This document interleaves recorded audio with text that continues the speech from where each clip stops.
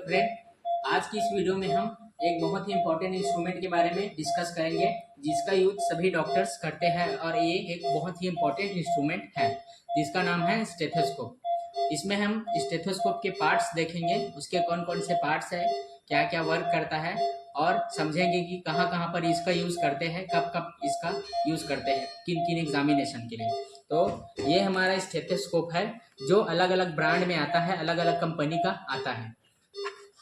जिसमें हम ये देखते हैं, इसका पार्ट्स देखते हैं स्टेथोस्कोप का।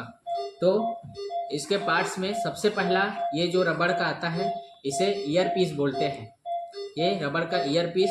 उसके बाद ये जो मेटल का है ये मेटल ट्यूब कहलाता है और उसके नीचे जो ये रबड़ की बनी ट्यूब है इसे ट्यूबिंग कहा जाता है।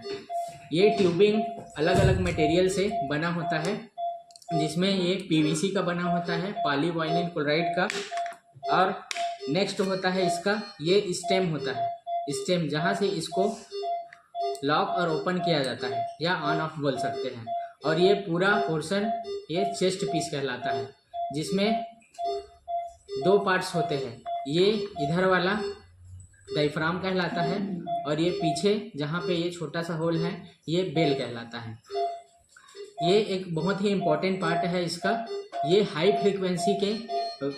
फ्रीक्वेंसी के साउंड्स को यहाँ से डायरेक्ट सीधा यहाँ पे लेके जाता है और इसको एग्जामिनेशन के लिए यूज़ करते हैं।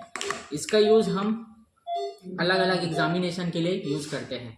पहला इसमें है यूज़ में कार्डियक साउंड सुनने के लिए, अलग अलग साउंड सुनते हैं, जिसमें पहला है कार्डियक साउंड।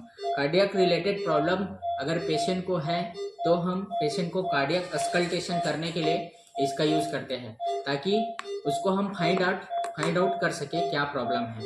दूसरा होता है लंग साउंड सुनने के लिए। अगर पेशेंट को लंग्स रिलेटेड कोई प्रॉब्लम है या नॉर्मल पेशेंट की, जब भी पेशेंट आता है कैजुअल्टी में, तब हम उसका लंग्स के साउंड को सुन के अस्कल्टेट करके देखते हैं, ताकि लंग्स में कोई प्रॉब्लम तो नहीं है, कोई क्रैक्स तो नहीं है। उसको फाइंड आउट करने के लिए हम इसका एग्जामिनेशन करते हैं।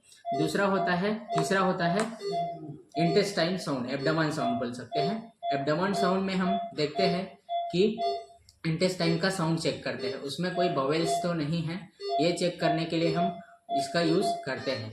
और फोर्थ आता है जो सबसे कॉमन यूज़ इसका है, ब्लड प्रेशर चेक करने के लिए। ब्लड प्रेशर चेक करने के लिए हमें स्फिग्नोमेनोमीटर के साथ स्टेथोस्कोप की भी ज़रूरत पड़ती है, जिसमें हम इसमें साउंड को सुनते हैं, सिस्टोलिक प्रेशर और सिस्टोलिक ब्लड प्रेशर और डायस्टोलिक ब्लड प्रेशर को फाइंड आउट करने के लिए हम इसका यूज़ करते हैं। Thanks for watching.